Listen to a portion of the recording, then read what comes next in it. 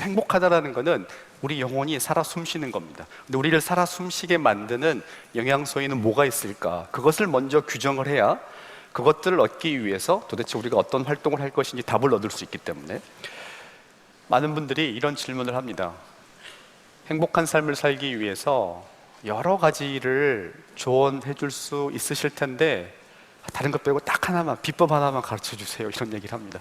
사실 행복에는 비법이 없지만 그래도 딱 하나만 추천한다면 뭐가 있을까요? 일상에서 우리가 한 활동들이 행복을 주는 정도가 다 다른데 가장 효과적인 게 뭘까요? 이런 질문하고 같겠죠. 아까 보여드린 그 그래프, 그 연구에서 나온 결과가 뭐냐, 단일 행동으로는 여행이 압도적으로 사람들에게 행복감을 많이 주는 것으로 밝혀집니다. 여러 가지 활동들을 지금 화면에 보실 겁니다. 역시 일사분면에 보시면 재미와 의미를 동시에 많이 주는 활동들이 쭉 나열되어 있는데 그 중에서도 가장 꼭대기에 빛나고 있는, 별처럼 빛나고 있는 하나의 활동이 있는데 여행으로 되어 있습니다. 그러니까 행복해지기 위해서 뭐를 해야 됩니까? 여행을 조금 더 자주 가십시오. 여행을 가는 것은 도대체 우리에게 왜 이런 행복감을 주느냐, 여러 가지 이유가 있는데요. 가장 기본적으로 벗어나는 경험이에요. 뭔가로부터 좀 떨어져 보는 거는 상당한 행복감을 줍니다. 우리 배우자가 친정에 가거나 출장 갈 때 상당한 즐거움을 줘요. 아이들이 수학여행을 갈 때 상당한 즐거움을 줍니다. 그렇게 사랑하는 가족이지만, 왜냐하면 약간 벗어나 보는 그 즐거움이 있어요. 그런데 여행이 이렇게 벗어나는 즐거움을 주기 때문에 행복에도 유리하지만, 사실 다시 그래프로 돌아가서 행복감을 강하게 주는 활동들 중에 저 일사분면에 보시면 걷기 아까 말씀드렸잖아요. 근데 거기 보면 놀기가 나옵니다. 뭘 게임을 하든지 아무튼 장난을 치든지 노는 겁니다. 그리고 또 뭐가 나오냐면 말하기가 나와요. 그 다음에 또 뭐가 있냐면 먹기가 나옵니다. 우리 먹을 때 가장 행복하죠. 먹고 말할 때는 더 행복합니다. 그런데 여행은 뭐냐? 걷고 먹고 말하고 노는 거가 다 있는 겁니다. 그러니까 일종의 행복의 종합 선물 세트이거나 일종의 행복의 뷔페라고 볼 수가 있어요. 형편이 되어야 여행을 가지라고 생각을 하는데요, 관점을 좀 바꿔보면 좋을 것 같습니다. 삶의 우선순위를 여행에 두면 아무리 형편이 안 좋아도 나는 여행 가기 위해서 시간과 돈을 모을 수가 있겠죠. 근데 문제는 여행을 가기 위해서는 경비만 필요한 게 아니고요, 시간이 필요합니다. 시간이 필요한데 시간을 어디서 가져와야 되지 않겠습니까? 어디서 시간을 가져와야 여행 갈 수 있는 시간이 생기기 때문에 다시 그 그래프로 돌아가 보면 재미와 의미가 둘 다 상대적으로 약한 영역이 있습니다. 3, 4분면에 있는 거겠죠. 재미도 그닥 강하지 않고 의미도 별로 강하지 않은 대표적인 활동이, 여러분 섭섭하실 수도 있지만 TV를 보는 겁니다. TV는 가끔 우리에게 행복감을 줍니다. TV가 절대 고통이라는 의미는 아니고요. 지금 우리 방송 나갈 텐데 TV는 되게 우리에게 좋은 혜택을 줍니다. 그런데 TV를 보고 있을 때 행복감은 운동하고 있을 때 행복감보다 상대적으로 약하다는 겁니다. 이 동그라미의 크기는 뭘 나타내냐면 그런 일을 하는 빈도를 나타냅니다. 동그라미의 크기가 운동의 동그라미보다 몇 배 커요. 이걸 좀 바꿀 필요가 있다는 겁니다. TV를 전혀 보지 말라는 얘기가 아니라 TV 보는 시간을 줄이고, 또 여기 보시면 SNS 하는 거라든지 문자 하는 것들도 여기 포함되어 있습니다. 이런 시간을 떼와서 여행하거나 운동하는 시간으로 쓸 필요가 있다. 그렇게 보면 행복은 철저하게 무슨 문제가 되느냐? 시간 관리. 우리가 행복이라는 화두를 가지고 들어오기 전에도 우리는 우리의 삶에서 시간을 어떻게 효과적으로 관리할 건가에 대해서 관심이 많았어요. 그런데 시간 관리가 사실은 알고 보면 행복 관리라는 거죠. 내 시간을 잘 분배해서 행복감을 별로 주지 않는 일들에 들이는 시간을 줄이고 행복감을 많이 주는 시간들에 그 시간을 늘리는 것이 바로 행복을 추구하는 거다. 일상을 잘 설계하는 게 행복한 거다라고 얘기를 해볼 수가 있습니다. 자, 여행 얘기가 나왔으니까 도대체 여행이 왜 이렇게 강한 행복감을 주느냐? 벗어난의 경험도 있고요, 또 행복감을 주는 여러 가지 활동들을 다양하게 한꺼번에 경험하게 한다라는 그런 의미도 있습니다. 근데 또 하나의 여행이 그렇게 우리에게 행복감을 주는 이유는 최근에 학자들이 돈과 행복에 관한 연구를 하면서 돈을 많이 벌면 행복감이 늘어나는 거냐 이 질문에서 돈을 어떻게 쓰는 게 행복에 유리한 거냐라는 쪽으로 질문의 방향을 조금 바꾸기 시작을 했습니다. 에리 프롬이 쓴 소유냐 존재냐, 이 책 너무나 잘 아실 겁니다. 소유를 추구하는 인간이 될 거냐, 존재라는 걸 경험하는 인간이 될 거냐. 근데 그 질문을 조금 바꿔보면 소유물을 사는 소비를 할 거냐, 소유물을 산다는 건 이렇습니다. 옷을 사게 되면 옷이라는 소유물이 생깁니다. 그런데 우리가 소비하는 대상을 보면 이렇게 소유물이 생기는 대상만 있는 게 아니라 뭔가를 경험하고 체험하기 위해서 돈을 들이는 경우도 있습니다. 여러분은 지금 무료로 듣고 계시지만 만일 여기에 참가비가 있다고 가정해 보시면 이런 강의는 소유물이 생기지 않습니다. 경험하고 생각하는 겁니다. 여행도 마찬가지죠. 그런데 학자들이 연구를 해보니까 소유물을 샀을 때 경험하는 행복감은 경험을 샀을 때 행복감에 비해서 강도도 약할 뿐만 아니라 오래 가지 않는다는 겁니다. 그런데 이 경험을 위한 소비가 행복감이 강하고 오래 가는 이유가 뭐냐? 이야깃거리를 만들어내기 때문에 그렇습니다. 사람들은 뭔가에 대해서 신나게 이야기할 때 행복감을 느낍니다. 여러분이 사신 옷을 놓고 잠깐은 누구랑 이야기할 수 있어요. 내가 이 옷을 샀는데 너무 예쁘다. 근데 몇 년째 이런 얘기를 하지 않습니다. 근데 우리가 몇 년 전에 다녀온 여행에 대해서는 지금도 이야기를 합니다. 어떤 분의 표현처럼 어떤 여행은 인생을 바꿉니다. 어떤 옷은 인생을 못 바꿉니다. 어떤 옷도 사실은 뭐 예외적으로 그럴 수는 있겠지만 어떤 옷도 우리의 인생을 바꾸지는 못합니다. 어떤 생각할 수 있는 기회는 우리의 인생을 바꿀 수 있습니다. 그런데 어떤 자동차는 우리의 인생을 바꾸지는 못합니다. 그러니까 우리 일상생활에서 가장 현실적으로 중요한 그리고 가장 빈번히 우리에게 다가오는 주제가 돈의 문제인데요.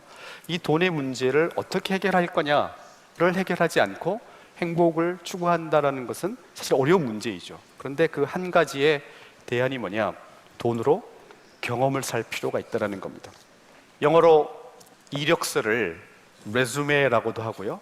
조금 고급스럽게는 커리큘럼 비타라는 표현을 씁니다. 그래서 줄여서 CV라고 하는데 우리가 우리의 이력서를 관리하기 위해서 사람들이 많은 노력을 합니다. 내가 어느 대학을 나왔고 어디에서 일한 경험이 있고. 그런데 어떻게 보면 우리는 우리 경험의 소위 CV를 가지고 있습니다. 어떤 사람은 그 경험의 이력서가 풍성합니다. 이런 걸 경험해봤고 이런 걸 체험해봤고. 근데 어떤 사람은 그 경험의 이력서가 너무 빈약한 겁니다. 행복은 우리 경험의 CV의 길이와 비례한다고 해도 과언이 아닙니다. 그러니까 돈을 벌어서 이제 어떻게 쓸 거냐? 이야깃거리를 만드는데 돈을 쓸 필요가 있습니다. 이야깃거리를 만들어낼 때 우리에게 행복감이 생기기 때문에 그렇습니다. 우리 자녀들에게 돈을 많이 벌려고 가르쳐야 됩니다. 우리가 덕을 보는 것도 있지만 자녀들이 돈을 많이 벌어서 너 이 돈을 가지고 이 세상에 존재하는 많은 것들을 경험하는 데 써라. 소유물을 늘리는 데 돈을 쓰지 말고 너의 경험을 늘리는 데 돈을 써라. 이것이 돈에 대해서 우리가 자녀들에게 줄 수 있는 최고의 가르침이고, 우리 자녀에게 줄 수 있는 최고의 가르침이라면 우리가 실천해야 되는 어떤 가르침이라고도 얘기해 볼 수가 있습니다. 이제 두 가지가 남았는데요. 제가 앞에서 환경이 우리를 지배할 수 있다. 어떤 행동을 하게 되면 우리의 마음이 영향을 받는다. doing good을 하게 되면 being good이 생긴다. 이런 말씀을 드렸습니다. 근데 우리의 환경 중에서, 우리 일상의 이런 환경 중에서 우리에게 가장 강력한 영향을 미치는 게 뭐냐면 우리 주변에 있는 사람입니다.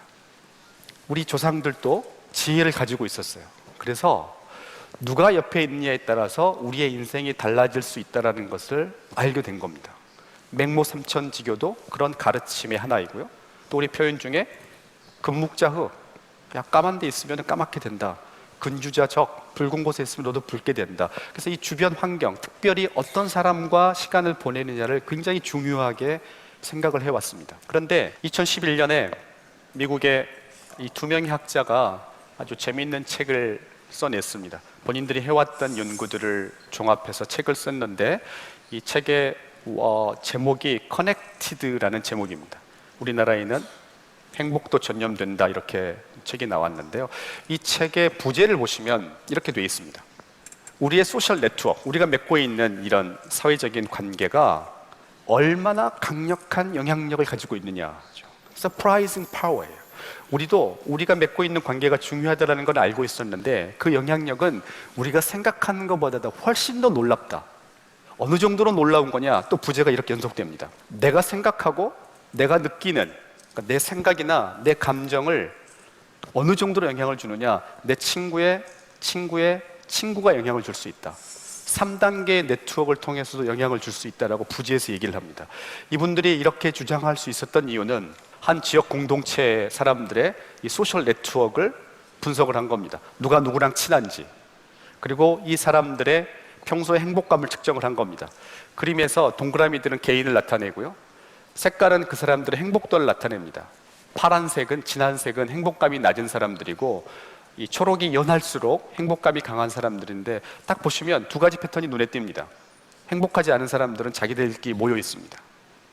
행복한 사람들은 행복한 사람들끼리 모여 있습니다. 두 번째 패턴은 뭐냐? 행복하지 않은 사람들 중에, 즉 이 파란색에 있는 사람들 중에 일부는 어떤 네트워크의 끝에 있어요. 그러니까 주변에 사람이 없다라는 뜻입니다. 이 연구를 하면서 이분들이 밝혀낸 게 뭐냐? 내가 행복해질 가능성은, 내 친구가 행복하게 되면 그 가능성이 약 15% 증가한다. 내 친구의 친구가 행복하게 되면 내가 행복해질 가능성이 약 10% 증가한다. 내 친구의 친구가 행복하게 되면 내가 행복해질 가능성이 약 6% 증가한다. 4단계쯤 가면 그때서야 영향력이 없어진다고 얘기를 해요. 그만큼 우리 주변에 누가 있느냐가 중요하다는 겁니다. 그러니까 행복하게 삶을 살고 싶다. 그럼 가장 중요한 게 뭐냐? 행복한 사람 옆에 있는 겁니다.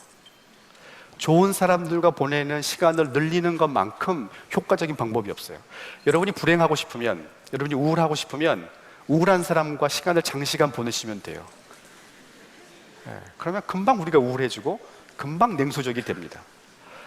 그러므로 만약에 우리가 만나는 사람들을 이제 좀 컨트롤할 수 있는, 누구와 시간을 보낼 건지 내가 좀 컨트롤할 수 있다 그러면 아주 독한 기운을 뿜어내는, 불행의 에너지를 뿜어내는 사람들과 보내는 시간은 좀 줄이고 좋은 에너지를 우리에게 주는, 이 선한 에너지를 주는 사람들과 보내는 시간을 늘릴 필요가 있다는 겁니다.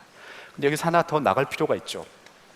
우리 주변에 그런 사람이, 선한 사람들, 행복한 사람들이 많으면 좋겠지만, 그러나 우리는 적어도 이런 강의에 오셔서 삶에 대해서 진지한 고민을 하실 정도라면 내가 주변 사람들에게 행복을 주는 사람이 되어야 되지 않겠습니까?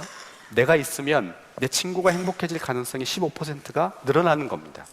그리고 내 친구의 친구가 행복해질 가능성이 10% 늘어난다는 겁니다. 그러니까 우리는 서로 행복에 대해서 어떻게 보면 빚을 지고 있는 겁니다. 주변 사람들이 행복하면 나에게 좋지만 내가 그 사람들을 행복하게 만들어주는, 전념시켜주는 주체가 될 수 있기 때문에 내가 행복한 사람이 되는 것은 나한테 좋은 것뿐만 아니라 다른 사람들한테도 좋다라는 겁니다. 자, 그러면 좋은 사람들, 그렇죠? 누구랑 시간을 보내는 게 중요한 거냐? 행복한 사람들과 보내는 게 중요한데 특별히 어떤 사람들과 시간을 보내야 되느냐? 제가 아까 보여드렸던, 저희가 했었던 연구, 한국 성인들이 어느 상황에서 행복감을 느끼는지를, 누구랑 있을 때 행복감을 느끼는지라는 관점에서 분석을 한 게 있습니다. 아까 보여드렸던 거는 어떤 활동을 하고 있을 때 행복감이 강한지 약한지를 분석한 것이었는데, 이번에는 누구랑 시간을 보내고 있을 때 사람들이 재미와 의미라는 이 행복의 두 개의 축을 강하게 경험하는지. 가장 즐거울 때는 연인과 있을 때고요. 기억을 못 하실 수도 있어요. 하도 오래되셔가지고. 네. 사랑하는 연인과 있을 때가 제일 즐겁습니다. 네. Y축이 즐거움이고요, X축이 의미인데, 자녀들과 시간을 보낼 때가 가장 의미가 있다고 생각을 합니다. 근데 자녀와 의미와 이 자녀와 연인 못지않게 우리에게 행복감을 주는 사람들이 누구냐면, 놀랍게도 배우자, 네, 그리고 부모, 형제, 친구, 이렇습니다. 연인을 우리가 친구라고 얘기를 해보면 family, and friends, 2F예요. 가족, 친구와 보내는 시간을 늘리고 그들과의 관계를 돈독하게 하는 게 행복한 삶을 사는 데 있어서 너무너무 중요하다는 겁니다. 왜냐? 앞서 말씀드렸지만 우리 영혼의 3대 영양소 중에 하나가 관계입니다. 행복해지기 위해서 우리 명상도 해야 되고요. 우리 자신에 대해서 성찰을 해서 우리의 이모셔널 인텔리전스도 당연히 높여야 됩니다. 그러나 그것들과 함께 병행해야 되는 건 뭐냐? 내 주변 사람들과의 관계를 좋게 만드는 것. 이걸 하지 않고 행복한 삶을 살겠다라고 얘기하는 것은 마치 식단을 바꾸지 않고 다이어트 하려는 것과 똑같은, 거의 부질없는 노력이 될 가능성이 굉장히 많다는 겁니다. 우리 일상 중에서 어떤 활동을 하는지도 중요한 부분이고요, 누구와 시간을 보내는지도 중요한 부분인데 또 무시할 수 없는 부분이 공간의 문제입니다. 어떤 공간에서 시간을 보낼 거냐인데, 우리가 이 공간의 중요성을 우리가 알고 있습니다. 독서실에 가면 공부가 잘 됩니다. 공부를 진짜 잘하는 사람들은 집에서도 공부를 하지만 대개의 경우는 집에서는 안 되는데 독서실에 가면 공부가 잘 됩니다. 집에서도 기도하고 명상할 수 있는데 교회나 성당이나 사찰에 가면 기도와 명상이 잘 됩니다. 장소라는 게 그렇게 중요한 겁니다. 그러니까 행복하게 살기 위해서는 우리의 공간을 한번 점검해 볼 필요가 있습니다. 어떤 지역 공동체가 잘 살고 있을 때 그 조건이 뭐냐, 소위 좋은 공동체의 조건이 뭔가 봤더니 인간의 삶에는 크게 2개의 공간이 있습니다. 가정과 일터. 이게 대개 우리 2개의 주된 공간인데, 그 잘 살고 있는 사람들의 모임을 봤더니 일과 가정이 아닌 제3의 공간이 있더라는 겁니다. 예를 들면 카페라든지 커피숍이라든지 이발소라든지 이 제3의 공간을 확보하는 게 매우 중요하다는 겁니다. 근데 이 제3의 공간이 중요한 이유가 뭐냐, 이 학자가 제3의 공간의 특징을 몇 가지로 나열을 했는데요, 이곳에는 격식이 없다. 회사에는 격식과 서열이 있습니다. 여기는 격식과 서열이 없다. 그리고 소박하다. 그 다음에 사람들이 와서 주로 말로 수다를 떤다. 그리고 음식이 있다. 다시 말하면 먹고 마시고 이야기할 수 있는 그 사람들이 모이는 공간을 이야기합니다. 이 공간을 가지고 있는 사람이 일상에서 행복을 조금 더 경험할 가능성이 높다라는 겁니다. 여러분에게 그런 제3의 공간이 있는지 한번 자문해 보세요.